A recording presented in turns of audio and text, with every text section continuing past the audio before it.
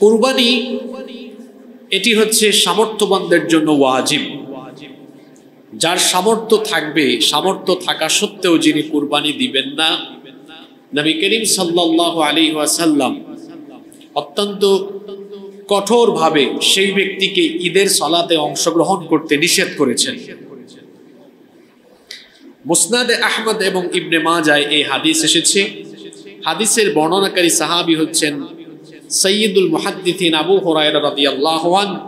তিনি বলছেন, রাসূল করিম আমরা বলি সাল্লাল্লাহু আলাইহি ওয়াসাল্লাম বলেছেন, মান কানা লাহু সাআতুন ওয়া লাম ইউদহি ফালা ইয়াকরাবান্না মুসাল্লানা। আল্লাহ রাসূল বলেছেন, যে ব্যক্তির সামর্থ্য আছে, সামর্থ্য থাকা সত্ত্বেও যে কুরবানি দেয় না, সে যেন ঈদগাহের বা ঈদের নামাজের ধারে কাছেও না আসে। তাহলে যার সামর্থ্য আছে তার জন্য কুরবানি দেওয়া হলো ওয়াজিব। এখন সামর্থ্য বলতে কতটুকু সামর্থ্য থাকবে, এ ব্যাপারে ফুকাহায়ে কেরাম বিভিন্ন মত দিয়েছেন।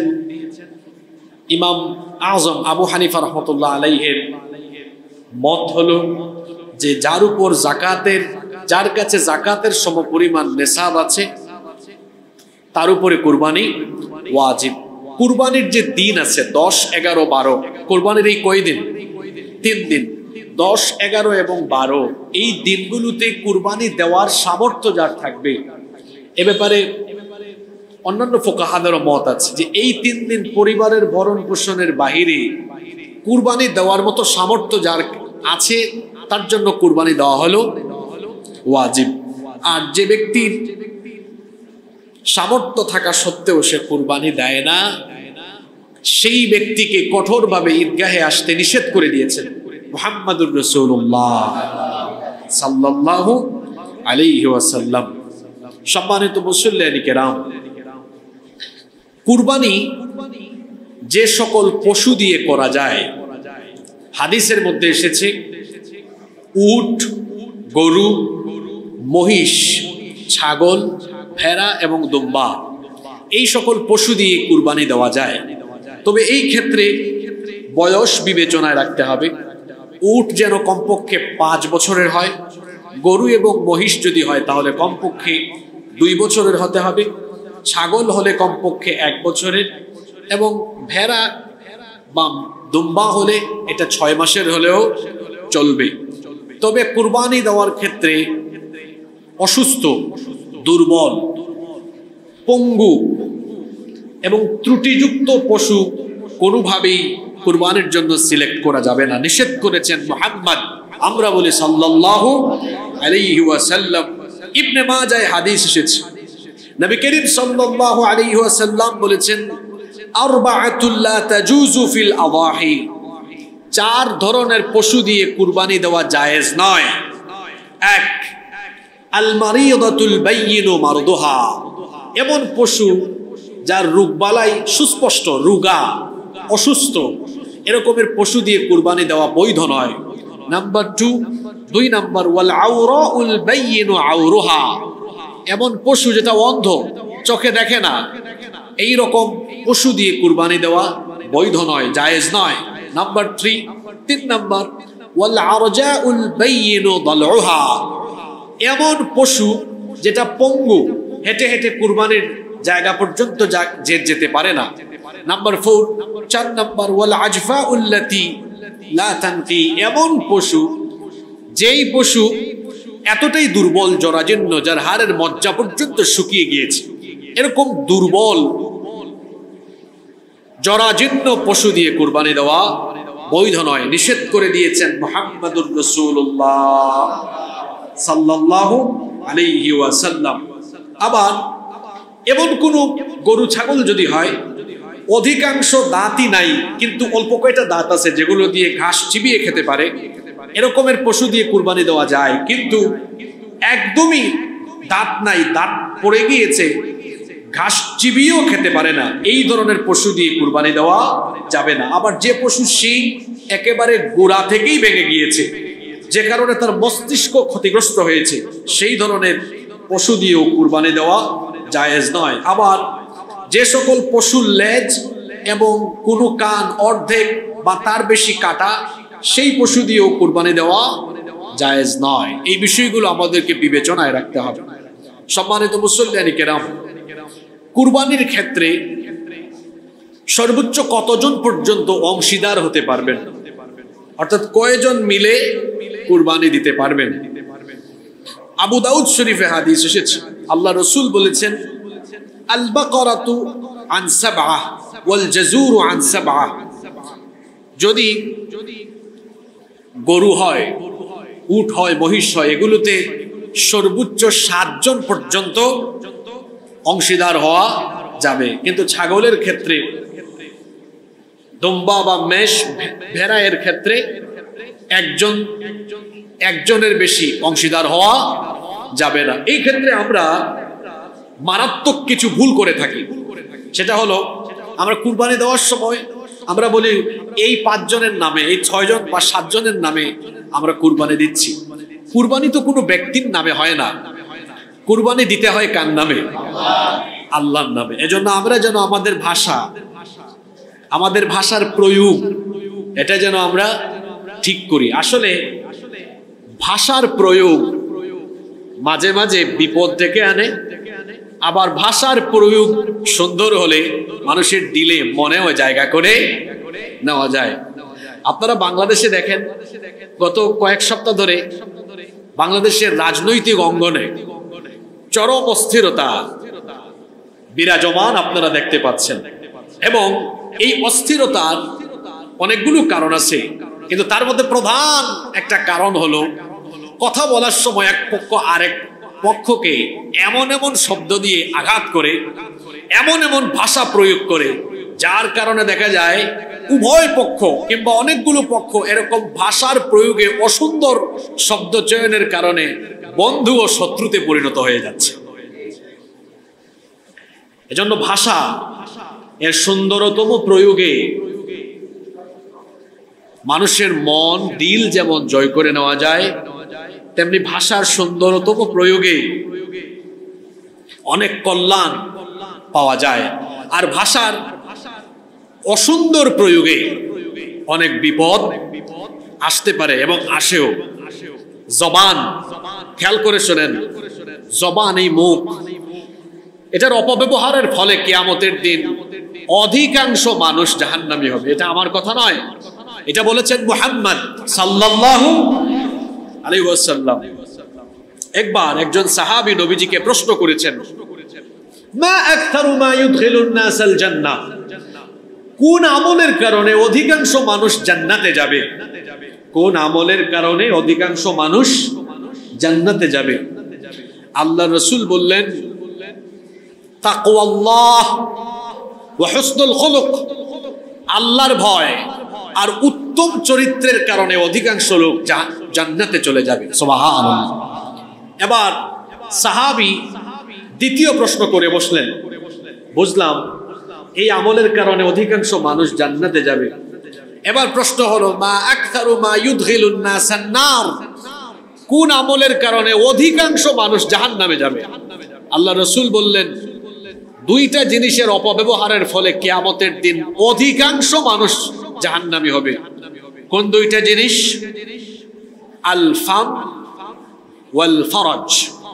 আল ফাম ওয়াল ফরজ। আল ফাম মানে হলো মুখ, জবান, এই জবানের অপব্যবহার। আর 2 নম্বর হলো ওয়াল ফরজ, লজ্জাস্থানের অপব্যবহার। এই দুইটা জিনিসের অপব্যবহারের ফলে কিয়ামতের দিন অধিকাংশ মানুষ জান্নাতি না জাহান্নামী? জোরে বলেন, জান্নাতি না জাহান্নামী? আপনারা একটু চিন্তা করে দেখবেন, পৃথিবীতে বেশিরভাগ পাপ সংগঠিত হয় এই 2 জিনিস দিয়ে, মুখ আর লজ্জাস্থান। মুখ আর লজ্জাস্থান। এই জন্য আমি বলি, গুনাহের সবচেয়ে বড় 2টা ইন্ডাস্ট্রি, গুনাহের সবচেয়ে বড় 2টা ফ্যাক্টরি হলো জবান আর লজ্জাস্থানের অপব্যবহার। এক জবান দিয়ে মানুষ কত গুনাহ করে, মিথ্যা বলে, কি দিয়ে? মুখ দিয়েই তো বলে। গীবত করে, চুগলখুরি করে, কি দিয়ে? মিথ্যা সাক্ষ্য দেয়, কি দিয়ে? ভাষার অসুন্দর প্রয়োগ করে, কি দিয়ে? এই এক জিনিস দিয়ে অনেক গুণা মানুষ কামাই করে। আবার এই একটা জিনিস, এই জবানকে সঠিক ব্যবহার করলে পরে সারাদিন নেকি কামাতে কামাতে নেকির পাহাড়ও গড়ে ফেলতে পারবে। আল্লাহু আকবার। সালাম দেন, সুন্দর কথা বলেন, হাসি মুখে কথা বলাও কিন্তু সদকা। সুবহানাল্লাহ। তো বলছিলাম ভাষার সুন্দরতম প্রয়োগ, মার্জিত শব্দ চয়ন, সুন্দর ভাষায় কথা বলা, এটা হচ্ছে নবী করিম সাল্লাল্লাহু আলাইহি সাল্লামের অনন্য একটি গুণ। কাফির মুশরিক যারা আল্লাহ রসুলকে তাদের শত্রু মনে করত, তারাও বলতো যে আমরা তাকে শত্রু মনে করি, ঠিক আছে, কিন্তু আরবের মধ্যে সবচেয়ে সুন্দর ভাষায় কথা বলে মুহাম্মদ, আমরা বলি সাল্লাল্লাহু আলাইহি ওয়াসাল্লাম। এটা কাফির মুশরিকরাও বলতো। আমরা তো সেই নবীর উম্মত। আল্লাহ তাআলা আমাদেরকে এই গুণে গুণান্বিত করে দেন, বলেন আমিন। সম্মানিত মুসল্লিয়ানে কেরাম, আমরা এবার অত্যন্ত গুরুত্বপূর্ণ কয়েকটি পয়েন্টের উপরে কথা বলবো ইনশাআল্লাহ। আমি সর্বপ্রথম যে বিষয়টি আপনাদের দৃষ্টিভঙ্গির সামনে তুলে ধরতে চাই, সেটি হচ্ছে একজন ব্যক্তি কুরবানি দেওয়ার ক্ষেত্রে তার কুরবানি আল্লাহর দরবারে কবুলযুক্ত হওয়ার জন্য কোন কোন বিষয় মাথায় রাখা অত্যন্ত জরুরি, সেই বিষয়গুলো আমি আপনাদের সামনে এখন তুলে ধরছি। যারা কুরবানি দিবেন এবং দিবেন না, এটা সকলের জন্য জরুরি। কুরবানি দেওয়ার ক্ষেত্রে এই 6টা বিষয় অবশ্যই গুরুত্বের সাথে মাথায় রাখতে হবে। নাম্বার 1, 1 নাম্বার, আপনার নিয়ত পরিশুদ্ধ করতে হবে। প্রত্যেকটি কাজের জন্য নিয়ত হলো গুরুত্বপূর্ণ। আপনি কুরবানি দিচ্ছেন কোন নিয়তে, এই নিয়ত পরিষ্কার থাকতে হবে। গোশত খাওয়ার উদ্দেশ্যে, মানুষ দেখানোর উদ্দেশ্যে, খ্যাতি পাওয়ার উদ্দেশ্যে, না শুধু আল্লাহর সন্তুষ্টির জন্য?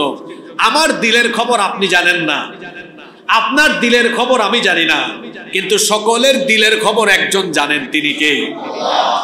এই জন্য নিয়ত আপনার ঠিক করে ফেলতে হবে। কারণ যে কোনো ইবাদতে একাগ্রতা, একনিষ্ঠতা, খুলুসিয়ত সবচেয়ে বেশি গুরুত্বপূর্ণ। এজন্য রব্বুল আলামিন কোরআনে কারীমে বলছেন, ওয়ামা উমিরু ইল্লা লিয়াবুদুল্লাহা মুখলিসিনা লাহুদ্দিন। আর তাদেরকে কেবল এই নির্দেশ দেওয়া হয়েছে, তারা দ্বীনকে একনিষ্ঠভাবে এই দ্বীনের উপর অটল থেকে একমাত্র ইবাদত করবে কার? আল্লাহর। একাগ্রতা, একনিষ্ঠতা থাকতে হবে, নিয়ত পরিচ্ছন্ন করতে হবে, পরিষ্কার করতে হবে যে আমার এই কুরবানি কেবলমাত্র যার সন্তুষ্টির জন্য, তিনি কে? 1 নাম্বার বললাম, নিয়ত পরিষ্কার করতে হবে। 2, আপনি যে পয়সা দিয়ে, যে টাকা দিয়ে কুরবানি দিচ্ছেন তা অবশ্যই হালাল হতে হবে। কারণ হাদিস শরীফে এসেছে, আল্লাহ রাসূল বলেছেন, ইন্নাল্লাহা তাইয়্যিব, নিশ্চয়ই আল্লাহ পবিত্র, লা ইয়াকবালু ইল্লা তাইয়্যিবা, পবিত্র ছাড়া কোনো জিনিস আল্লাহ গ্রহণ করেন না। যেই ব্যক্তি হারাম পন্থায় পয়সা উপার্জন করে, ওই হারাম ঘুরের টাকা পয়সা, এটা পবিত্র না অপবিত্র? এইরকম হারামখোর যত লক্ষ টাকা দিয়েই কুরবানির পশু ক্রয় করে কুরবানির দিক না কেন, তার কুরবানি আল্লাহর দরবারে কবুল হবে? কবুল হবে না। এজন্য অবশ্যই কুরবানি যে টাকা দিয়ে দিচ্ছেন সেটা 100% হালাল হতে হবে। নাম্বার 3 নাম্বার, কুরবানি দাতাকে অবশ্যই নামাজি হতে হবে। নামাজ আগে না কুরবানি আগে? জোরে বলেন। সূরা কাউসার পারেন না? ইন্না আ'তাইনাকাল কাউসার, তারপরে কি? ফাসাল্লি, এটা অর্থ কি? ফাসাল্লি লিরাব্বিকা, অতঃপর আপনার রবের জন্য আপনি সালাত আদায় করুন, ওয়ানহার, এবং কুরবানি করুন। এই আয়াতে কুরবানির কথা আগে না নামাজের কথা আগে? ঈদুল আজহায় দেখবেন অনেকে কুরবানির জামাতে শামিল হয়ে, এই ঈদুল আজহার জামাতে শামিল হয়ে গিয়েছে, কিন্তু মাঝখান দিয়ে ফজরের নামাজে আসে না। এরকম হয় কি হয় না? তার নামাজ ঠিক নাই, ওইদিকে কুরবানি ঠিক আছে। আবার মনে রাখবেন, কুরবানির আগে হলো নামাজ, কুরবানির আগে হলো নামাজ। নামাজি হতে হবে। এই নামাজ পুরুষের জন্য পাগল হওয়া ছাড়া এক ওয়াক্ত নামাজও কাজা করার কোনো বিধান নাই। নাম্বার 4, 4 নাম্বার, এই কুরবানি কেবলমাত্র আল্লাহর সন্তুষ্টির জন্য হতে হবে। আল্লাহর সন্তুষ্টি ছাড়া অন্য কোনো উদ্দেশ্য যেন মনের ভেতরে না থাকে। নাম্বার 5 নাম্বার, কুরবানি দাতাকে অবশ্যই তাকওয়াবান হতে হবে। কারণ তাকওয়াবান ছাড়া, তাকওয়া ছাড়া কুরবানি কেন, শুধু কোনো ইবাদতই আল্লাহর দরবারে কবুল হয় না। তাকওয়া হচ্ছে ইবাদত কবুলের পূর্ব শর্ত। তাকওয়া বলতে কি বুঝেন? তাকওয়া মানে হলো, এক কথায় এক বাক্যে, তাকওয়া মানে হলো আল্লাহকে ভয় করে জীবন যাপন করা, আল্লাহকে ভয় করে প্রত্যেকটা নেকির কাজ করা, আর সকল হারাম কাজ থেকে নিজেকে বাঁচিয়ে রাখার নাম হলো তাকওয়া। একদম ছোটখাটো একটা উদাহরণ দিয়ে তাকওয়া কি সেটা বুঝাই দেওয়া যায়। এই যে বাইম মাছ আছে না, বাইম মাছ, বাইম মাছ এটা থাকে কোথায়? কাদায় থাকে। কিন্তু দেখবেন বাজারে যখন বাইম মাছ তোলা হয়, তার গায়ে কিন্তু কোনো কাদা পাওয়া যায় না, থাকে কাদায়। কিন্তু তাকে কাদা থেকে টেনে তোলার পরে দেখা যায় তার গায়ে কোনো কাদা নাই। আমার আপনার জীবন ওই রকম হতে হবে। বাইম মাছ যেমন কাদার ভেতরে থাকার পরেও তার গায়ে কোনো কাদা লাগে না, ঠিক তেমনি আমি আপনি যে সমাজে বাস করি, এই সমাজ হলো গুনাহে ঘেরা, গুনাহে পাপাচারে পরিপূর্ণ সমাজ। এই পাপাচারে পরিপূর্ণ সমাজে আমি এমন ভাবে জীবনযাপন করব, আমাকে মালাকুল মউত যেদিন নিয়ে যাবে, আমি ওই বাইম মাছের মতো পরিষ্কার, অর্থাৎ গুনাহমুক্ত জীবনযাপন করে পরিষ্কার হয়ে পবিত্র হয়ে আল্লাহর দরবারে আমি চলে যাব। এর নাম হলো তাকওয়া ভিত্তিক জীবনযাপন। আল্লাহ আমাদেরকে এরকম জীবনযাপনের তৌফিক দান করেন। 6 নম্বর, কুরবানি দাতাকে অবশ্যই সামর্থ্যবান হতে হবে। এই 6টা বিষয় আমরা কুরবানি দেওয়ার ক্ষেত্রে মাথায় রাখব। সম্মানিত মুসল্লিয়ানি কেরাম, এবার আসুন আমরা কুরবানির কিছু শিক্ষা নিয়ে আলোচনা করি। প্রতি বছর আমরা কুরবানি দেই। কুরবানির সময় আসতে পরে দেখা যায় বিভিন্ন পাড়া মহল্লায় একটা উৎসব মুখর পরিবেশ বিরাজ করে। ইতিমধ্যে কুরবানির পশুর হাট শুরু হয়ে গিয়েছে। দেখা যাচ্ছে সকাল বিকাল রাত পর্যন্ত মানুষের সমাগম। সেখানে বিভিন্ন সাইজের বিভিন্ন ক্যাটাগরির পশু, আর প্রতি বছর এমন এমন পশু আসে, এক এক নামও দেয়। আশ্চর্য আশ্চর্য নাম। এগুলো নিয়ে টেলিভিশনে নিউজ হবে, পত্রপত্রিকায় আসবে, ফেসবুক লাইভ হবে। কন্টেন্ট ক্রিয়েটর যারা, এরা এগুলো দিয়ে ভিডিও বানাবে। প্রতি বছরই তো এগুলো আমরা দেখি, তাই না? আমাদেরকে মনে রাখতে হবে, শুধুমাত্র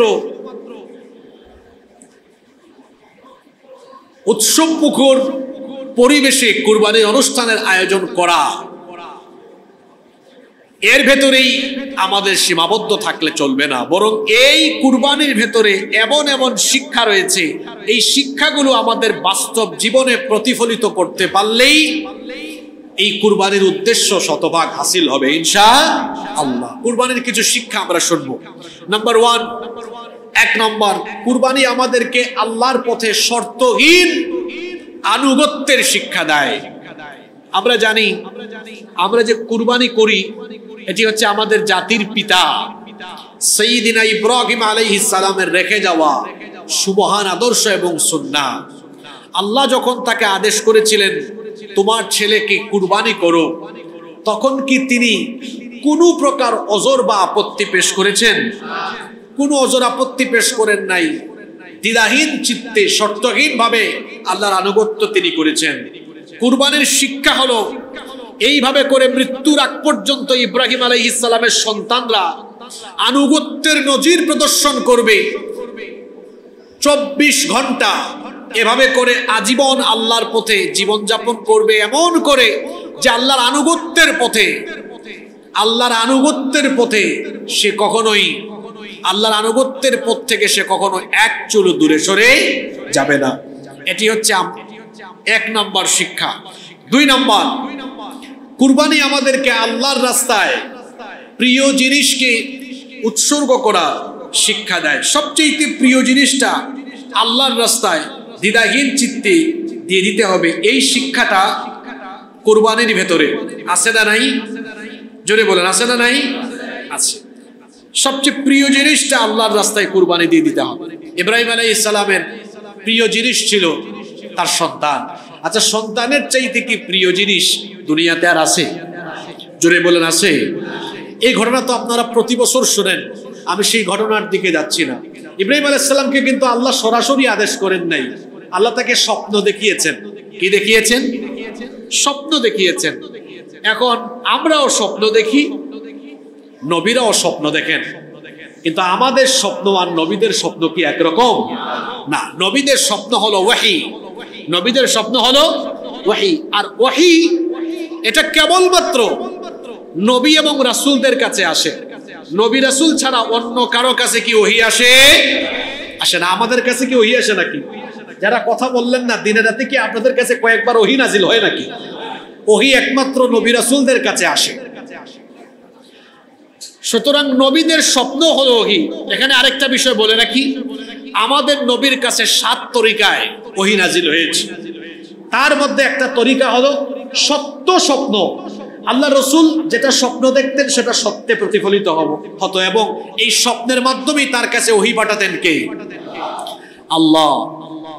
সুতরাং নবীদের স্বপ্ন আমাদের স্বপ্নের মতো নয়, নবীদের স্বপ্ন হলো ওয়াহি। ইব্রাহিম আলাইহিস সালামকে আল্লাহ স্বপ্ন দেখিয়েছেন। স্বপ্নটা কি? তিনি স্বপ্ন দেখেছেন তিনি তার ছেলেকে জবাই করতেছেন। এই স্বপ্ন দেখার পরে তিনি তার ছেলেকে বললেন, কোরআনে কারীমে সূরা সাফফাতের মধ্যে আছে, ইয়া বুনাইয়া ইন্নী আরা ফিল মানাম, হে আমার বৎস, আমার কলিজার টুকরা সন্তান, নিশ্চয়ই আমি স্বপ্নে দেখেছি, আন্নী আযবাহুকা, আমি তোমাকে জবাই করছি, ফানজুর মাযা তারা, অতএব তুমি বলো তোমার সিদ্ধান্ত কি। এখন বাপ আর ছেলে দুজনেই পয়গাম্বর, পয়গাম্বরের সুলভ জবাব। তিনি বললেন, আপনি যেটা স্বপ্ন দেখেছেন সেটা তো স্বপ্ন নয়, এটা ওহী, কারণ নবীদের স্বপ্ন এটা আল্লাহর পক্ষ থেকে আসা আদেশ। বাপ বেটা দুইজনই আল্লাহর এই সিদ্ধান্ত মেনে নিলেন। ইব্রাহিম আলাইহিস সালাম 86 বছর পর্যন্ত কোনো সন্তানই পান নাই, 86 বছরের সন্তান পেয়েছেন। তারপরে আবার লম্বা একটা সময় স্ত্রী সন্তানকে নির্বাসনে রেখে দিয়ে এসেছেন। আর সেই ছেলে যখন বড় হয়েছে, আল্লাহ বলবেন যাও ছেলেটাকে বাড়ি নিয়ে আসো, এটা না বলে আল্লাহ স্বপ্নে দেখিয়েছেন এটাকে জবাই করো। যা আদরের, সবচেয়ে প্রিয়, সবচেয়ে মহব্বতের জিনিস কুরবানি করার জন্য যখন স্বপ্নের মাধ্যমে ওহী পেলেন, তিনি তখন কি কুরবানি করতে কোনো প্রকার দ্বিধা বা অজর আপত্তি পেশ করেছেন? জোরে বলেন, করেছেন। সবচেয়ে প্রিয় জিনিসটাই নিয়ে গিয়েছেন কুরবানি দেওয়ার জন্য। বাপ বেটা দুইজনই গিয়েছেন, গিয়ে বাপ তার ছেলেকে উপর করে শুইয়ে দিয়েছেন, ছুরি চালাবেন। কোরআনে কারীমে এসেছে, ফালাম্মা আসলামা ওয়া তাল্লাহু লিল জাবিন ওয়া নাদাইনাহু আইয়া ইব্রাহিম ক্বাদ সাদ্দাকাতার রুয়া ইন্না কাযালিকা নাজজিল মুহসিনিন। আল্লাহ বলছেন, অতঃপর দুজনে যখন আল্লাহর আনুগত্যের সামনে অবনত হয়ে গেল, ওয়াতাল্লাহু লিল জাবিন, আর তিনি তার সন্তানকে যখন উপর করে শুইয়ে দিলেন জবাই করার জন্য, আল্লাহ তখন ডেকে বললেন, ওয়া নাদাইনাহু আইয়া ইব্রাহিম, হে ইব্রাহিম ক্বাদ সাদ্দাকতার রুয়া, স্বপ্নে যা দেখালাম তুমি তো তা বাস্তবে রূপ দিয়ে দিচ্ছ। ইন্না হাযা লাহুয়াল বালাউল মুবিন, নিশ্চয়ই এটা ছিল তোমার জন্য বড় ধরনের পরীক্ষা। আমি দেখতে চেয়েছিলাম তোমার প্রিয় জিনিসটা তুমি আমার পথে দিয়ে দেওয়ার জন্য রাজি থাকো কিনা। তুমি পরীক্ষায় পাস, এখন আর তোমার সন্তানকে দেওয়া লাগবে না। ওয়াফাদাইনাহু বিযিবহিন আযীম, আমি তার পরিবর্তে জান্নাত থেকে আরেকটি পশু ফিদিয়া হিসাবে পাঠিয়ে দিলাম। সুবহানাল্লাহ। এই ঘটনা আমরা সবাই জানি, কিন্তু এখান থেকে শিক্ষা কি? এখান থেকে শিক্ষা হলো আমরাও আমাদের প্রিয় জিনিসকে আল্লাহর রাস্তায় দান করার ক্ষেত্রে, আল্লাহর রাস্তায় দেওয়ার ক্ষেত্রে কখনো পিছপা হব না। আমাদের কাছে সবচেয়ে পছন্দের জিনিসটা কি জানেন? আমাদের জান, আমাদের জীবন, আমাদের জান, আমাদের মাল, ইব্রাহিম আলাইহিস সালাম আর তার ছেলে, বাপ বলেছেন আমার ছেলেকে কুরবানি দিয়ে দিব, আর ছেলে বলেছেন যে আল্লাহর জন্য আমি আমার জীবন এই পথে দিয়ে দিব। ইব্রাহিমের সন্তানরা এখান থেকে শিক্ষা নিবে যে আমাদেরও পছন্দের প্রিয় জিনিস, আমাদের জান আর মাল যদি দরকার হয় তাহলে আমরাও আল্লাহর পথে এভাবে কুরবানি দিয়ে দিব ইনশাআল্লাহ। এটা হচ্ছে কুরবানির অন্যতম একটি শিক্ষা। 3 নাম্বার, কুরবানির অন্যতম আরেকটি শিক্ষা হলো তাকওয়ার চর্চা করে জীবন পরিচালনা করা। পৃথিবীর ইতিহাসের সর্বপ্রথম যে কুরবানি আমরা জানি সেটা হচ্ছে আদম আলাইহিস সালামের 2 ছেলের কুরবানি, হাবিল এবং কাবিল। আদম এবং হাওয়া আলাইহিমুস সালাম তারা ছিলেন পৃথিবীর প্রথম মানব এবং প্রথম মানবী। তখন তো পৃথিবীতে এত জনসংখ্যা ছিল না, তাদের সন্তানদের বংশধারা থেকেই কিন্তু পৃথিবীতে মানব বংশের বিস্তার সাধিত হয়েছে। আদম আলাইহিস সালামের স্ত্রী আমাদের মা হাওয়া আলাইহিস সালামের গর্ভে একসাথে 2টা সন্তান আসতো, একটা ছেলে একটা মেয়ে। এখন তো বিয়ে শাদীর ক্ষেত্রে দেখা যায় পাহাড়তলির ছেলে বিয়ের প্রস্তাব দিয়েছে আপনার ওই মজ্জার থেকে, ঠিক আছে না? তো তখন তো এত মানুষও নাই, তখন বিয়ে শাদী কেমনে হইতো? তখন আদম আলাইহিস সালামের স্ত্রী আমাদের মা হাওয়া আলাইহিস সালামের গর্ভে একসাথে একটা ছেলে আর একটা মেয়ে জন্ম নিত। এরা যখন বড় হতো তখন এক গর্ভের ছেলে তার সাথে বিয়ে হতো আরেক গর্ভের মেয়ে, এরকম বিয়ে দেওয়া হতো। আদম আলাইহিস সালামের ছেলে হাবিল, তার সাথে একটা মেয়ে জন্ম নিল একই গর্ভে, দেখতে খুব সুন্দরী না, কালো। আদম আলাইহিস সালামের ছেলে কাবিল, তার সাথে গর্ভে যে মেয়ে জন্ম নিয়েছে সে দেখতে খুবই সুন্দরী। এই 2 গর্ভের ছেলে মেয়ে কয়জন? সবাই বলেন কয়জন? কিন্তু বিরাট শিক্ষা আছে এই ঘটনায়। এই 4 জন বড় হয়ে গেল, এবার এই 4 ছেলে মেয়ের বিয়ে দেওয়া হবে। এখন আদম আলাইহিস সালামের শরীয়তে বিয়ের সিস্টেমটা কেমন ছিল? এক গর্ভের ছেলে আরেক গর্ভের মেয়ে। সিস্টেম অনুযায়ী হাবিল বিয়ে করবে কাবিলের সাথে জন্ম নেওয়া মেয়েকে, আর কাবিল বিয়ে করবে হাবিলের সাথে জন্ম নেওয়া মেয়েকে। এখন আদম আলাইহিস সালাম যখন বিবাহ দিবেন, কাবিল তখন এটা মেনে নিচ্ছে না, সে এই সিদ্ধান্তের বিরোধিতা করছে। আদম আলাইহিস সালাম বললেন, বাবা তুমি এই সিদ্ধান্তের বিরোধিতা করো কেন?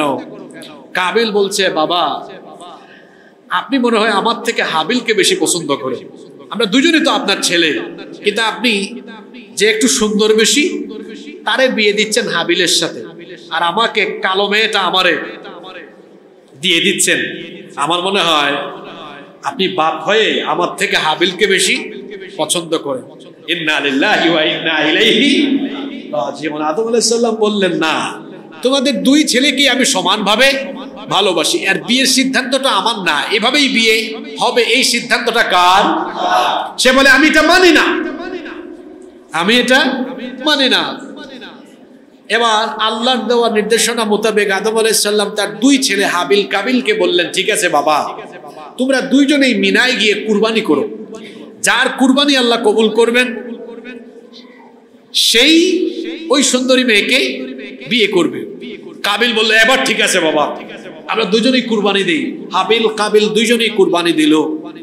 আদম আলাইহিস সালামের সময় সিস্টেম ছিল কুরবানি রেখে দেওয়ার পরে যার কুরবানি আল্লাহ কবুল করতেন, আসমান থেকে অগ্নিশিখা এসে তার কুরবানিকে ভস্ম করে দিত, জ্বালিয়ে দিত।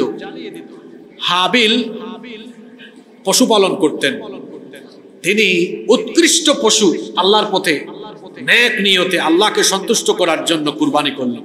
কাবিল কৃষি কাজ করত।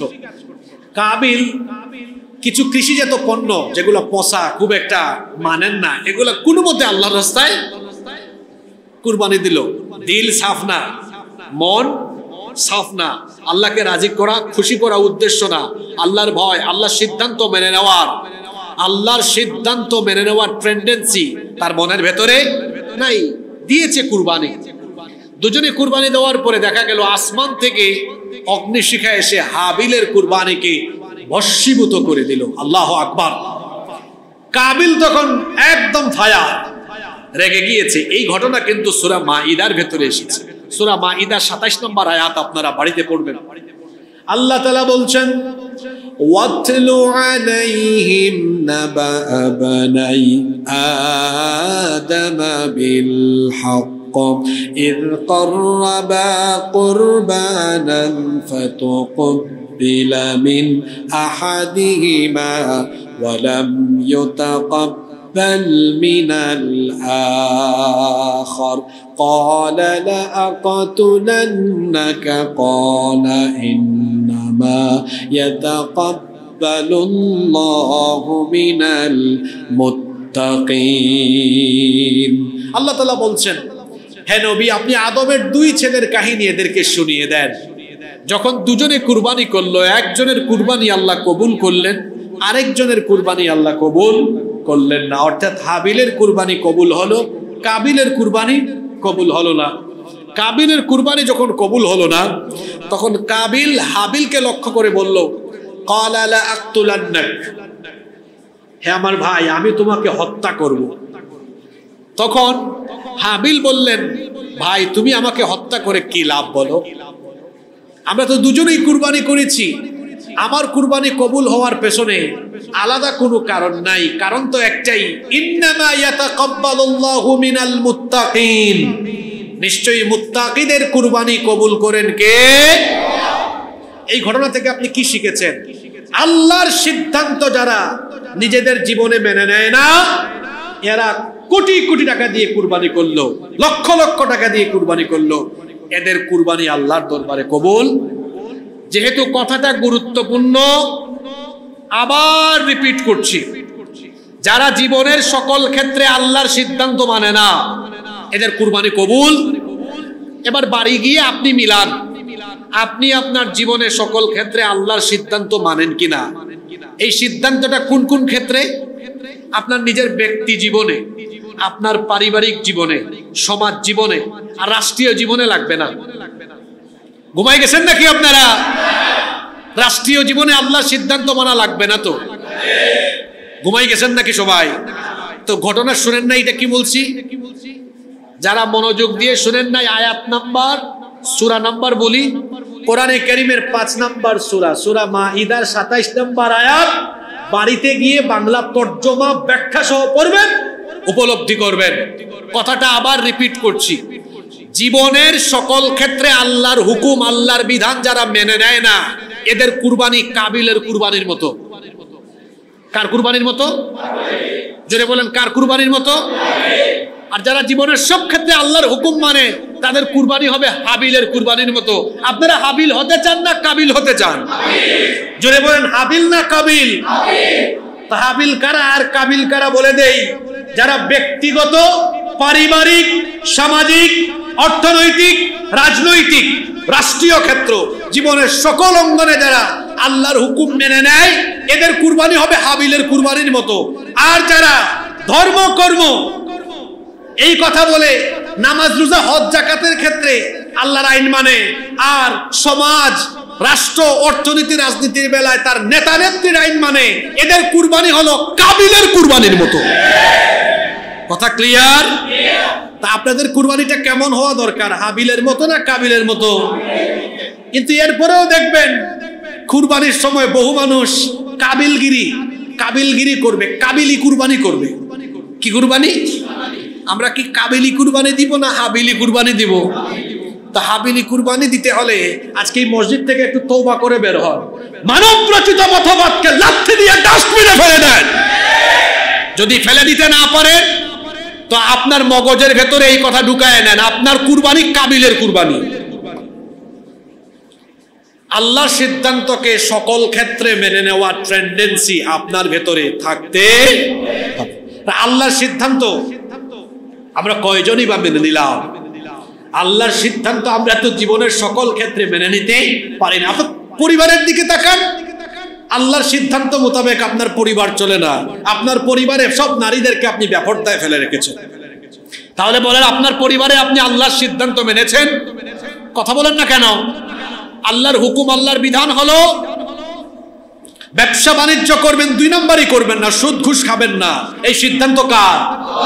এই সিদ্ধান্তকে বুড়া আঙ্গুল দেখিয়ে সুদ ঘুষ দুর্নীতি সব চলমান রেখে তারপরে কুরবানি দেন, এটা হাবিলগিরি কুরবানি না, এটা কাবিলগিরি কুরবানি। আপনি অনিয়ম দুর্নীতি নিয়ে যখন কোনো অধ্যাদেশ আইন হয়, দেখেন না কি জাতের কাবিলগিরি। এখন রাষ্ট্র মেরামত আর সংস্কারের কাজ চলে। গত কিছুদিন ধরে আপনারা দেখেছেন সচিবালয়ে সরকারি আমলারা কর্মবিরতি দিয়েছে, দেখেছেন কি দেখেন নাই? অনিয়ম দুর্নীতির বিপক্ষে যদি কেউ থাকে তাহলে তো অনিয়ম দুর্নীতির ব্যাপারে কোনো অধ্যাদেশ বা আইন পাশ করা হয় সেটার পক্ষে থাকার কথা। যদি কেউ অনিয়ম দুর্নীতির খাসলত তার ভেতরে রাখে, সেই সকল ব্যক্তিরাই তো এই সকল সিদ্ধান্তের বিরোধিতা করতে পারে। আমি প্রায় সময় একটা কথা বলি, বাংলাদেশে সম্পদের অভাব নাই, সম্পদের অভাব নাই। এই দেশে একটা জিনিসের অভাব, সেটা হলো ভালো মানুষের অভাব। ভালো মানুষের অভাব। শুধুমাত্র রাষ্ট্র পরিচালনার সকল জায়গায় যদি ভালো মানুষগুলোকে আমরা সেট করতে পারতাম, এই বাংলাদেশ উন্নয়ন, উন্নতি, সমৃদ্ধিতে কত দূর যে চলে যেত তা আমরা ধারণাও করতে পারতাম না। কিন্তু স্বাধীন হওয়ার পরে 54 বছর ধরে আমরা যে সিস্টেমের ভেতরে পড়েছি, এই সিস্টেমে দেখা যায় কিছু সংখ্যক মানুষ নিজেদের ফায়দা হাসিল করে আঙ্গুল ফুলে কলা গাছ হয়ে যায়, আর বেশিরভাগ মানুষ আমরা যারা জনগণ 54 বছর ধরে আমরা পাটাপুতাইলের মাঝখানে আমাদের জীবন একেবারে শেষ হয়ে গিয়েছে। দেশের 12টা বেজে যাচ্ছে। এ থেকে মুক্তি পেতে হলে আমাদের সবাইকে আল্লাহর বিধানের দিকে ফিরে আসতে হবে। আল্লাহর বিধান ছাড়া মানুষের কোনো কল্যাণ, এটা অনিশ্চিত, এটা জীবনে অসম্ভব নয়। আপনাদেরকে সংক্ষেপে বুঝাই দেই। এই যে ডক্টর ইউনূস সাহেব, তিনি বলছেন যে আমরা সংস্কার করব। আপনি লিখে রাখেন, আজকে লিখে নেন, ইউনূসের পরে যে সরকার আসবে ওই সংস্কার এসে সংবিধানকে আবার সংস্কার করবে। যদি হায়াতে বেঁচে থাকেন তাহলে দেখবেন ওই সরকারের পরে আবার যে সরকার আসবে তারা আবার সংবিধানকে সংশোধন করবে। এভাবেই চলবে, কারণ সংবিধান যারা সংশোধন করে এরা জনগণের জন্য সংশোধন করে না, এরা নিজেদের ক্ষমতাকে পাকাপুক্ত করার জন্য সংশোধন করে। আপনি বুঝে থাকলে ভালো, আর না বুঝলে আমি বলবো এখনো পর্যন্ত আপনি বিষয়টাকে ভালোভাবে উপলব্ধি করতে পারেন নাই। সেই বিধান মানুষের জন্য কল্যাণকর, যেই বিধানে কেউ হাত দিতে পারবে না, পরিবর্তন সংযোজন বিয়োজন করতে পারবে না। বলুন তো সেই আইনটা কার আইন? আল্লাহর আইন। কোরআন ১৫০০ বছর আগে নাজিল হয়েছে। কি বলেন, কয়েক শতবার মনে হয় কোরআন পরিবর্তন হয়েছে, তাই না? আগামী দিনে কি কেউ পরিবর্তন করবে নাকি? পরিবর্তন হওয়ার সম্ভাবনা আছে। তাহলে যে আইনের পরিবর্তন নাই, যে আইন থাকলে মানুষের কল্যাণ হবে, মানুষের আইন আমাদের জন্য বেশি গুরুত্বপূর্ণ? মানুষের আইন আমাদের জন্য কি বেশি লাভজনক না আল্লাহর আইন? জোরে বলেন, কার আইন? জন্য ফিরে আসতে হবে আল্লাহর আইন প্রতিষ্ঠার দিকে।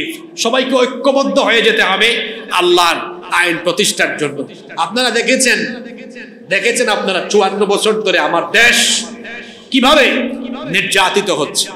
যে যখন ক্ষমতায় যায় জনগণের ভাগ্য বদলাবার কথা বলে গিয়ে তারা নিজেদের ভাগ্য বদলায়। এটা আপনারা যুগ যুগ ধরে দেখেছেন।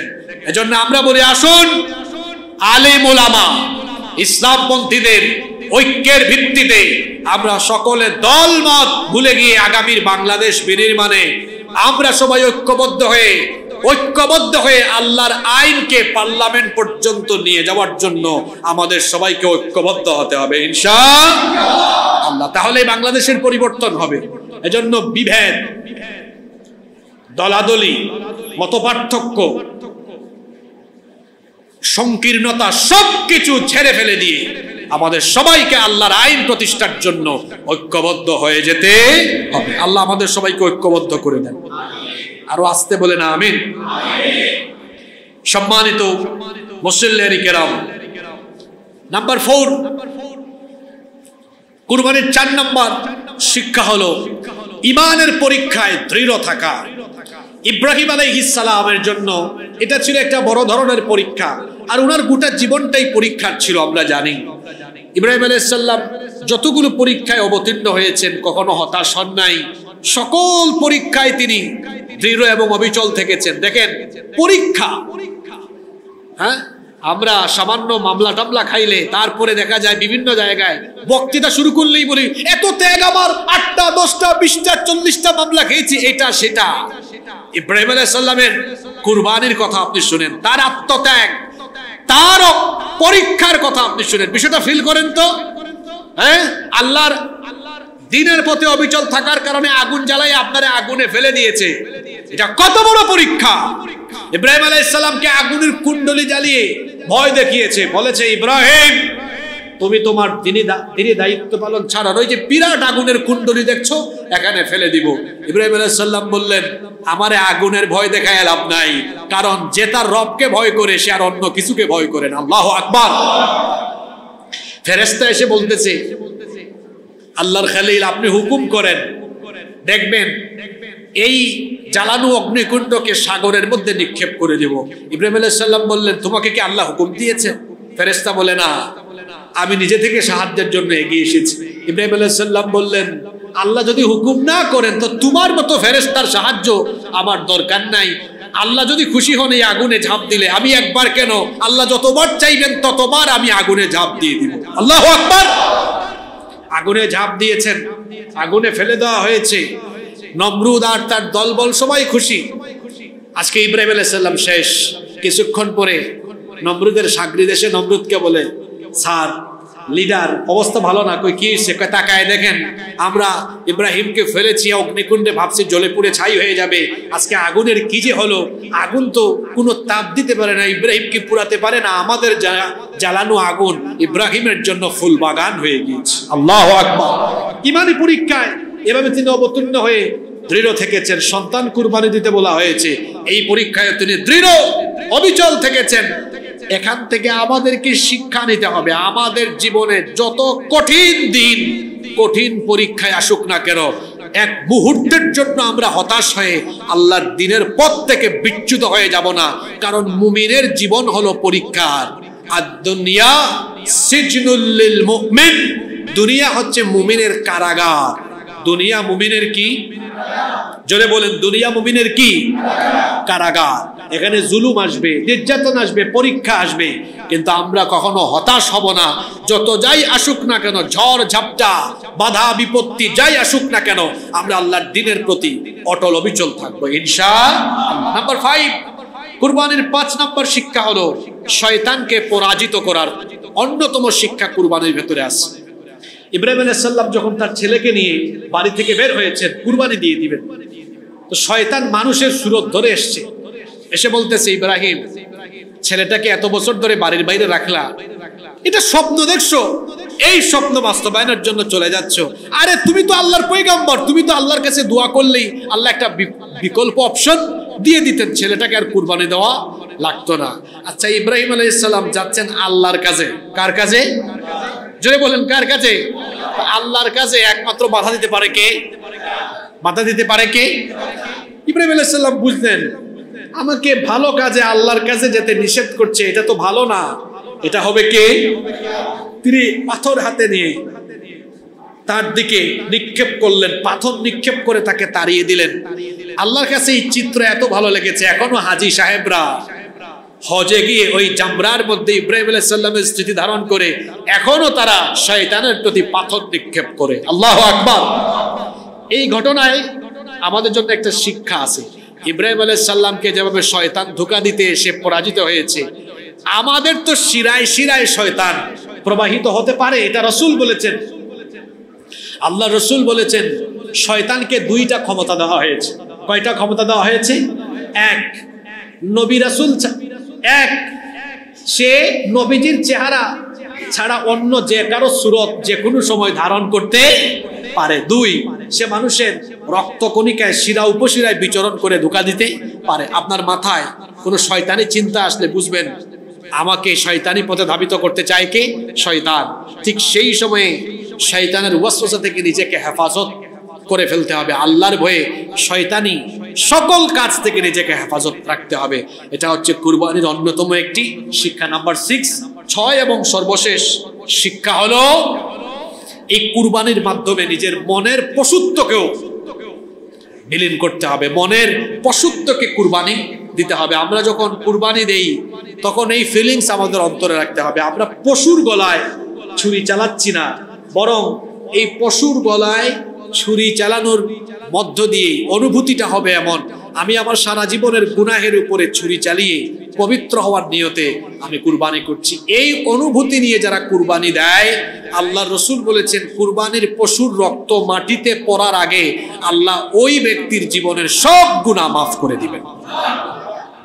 আমি আপনাদেরকে আলোচনার শেষ লগ্নে অনুরোধ করব, কুরবানি যারা দিচ্ছেন নিজের পশু নিজে কুরবানি দিবেন, এতে ফজিলত অনেক বেশি। দেওয়ার সময় এই ফিলিংস অন্তরে রাখবেন যে আমি আমার সারা জীবনের গুনাহের উপরে ছুরি চালাচ্ছি পবিত্র হওয়ার জন্য, গুনাহ থেকে মাফের জন্য। আল্লাহ রাসূল বলেছেন এই অনুভূতি নিয়ে সে যখন ছুরি চালাবে, এই পশুর রক্ত মাটিতে পড়বার আগেই আল্লাহ ওই ব্যক্তির গুনাহ মাফ করে দিবেন। আপনারা তো হুজুরদেরকে দিয়ে এই কাজ করাই ফেলেন, নিজের কাজটা নিজে করেন না। এখনো তো অনেক দিন বাকি আছে। কুরবানি কিভাবে দিতে হয়, পশু জবাই কেমনে করতে হয়, কোন দোয়া করতে হয়, একজন আলেমের কাছ থেকে এটা শিখে নেন। এটা যে খুব জটিল এবং কঠিন বিষয়, বিষয়টা এমন নয়। এটা শিখে নেন আর নিজের পশু নিজে কুরবানি দেন। গুনাহ থেকে পবিত্র হওয়ার নিয়তে কুরবানি করেন, আমার আপনার গুনাহ মাফ করে দিবেন কে? যারা কুরবানির নিয়ত করেছেন আল্লাহ তাদেরকে সঠিক নিয়তে বিশুদ্ধভাবে কুরবানি আদায় করার তৌফিক দান করেন। যারা আমরা কুরবানি দিতে পারিনি, আল্লাহ তাআলা আমাদেরকে কুরবানি দেওয়ার তৌফিক দান করেন। আমরা বলি আমিন।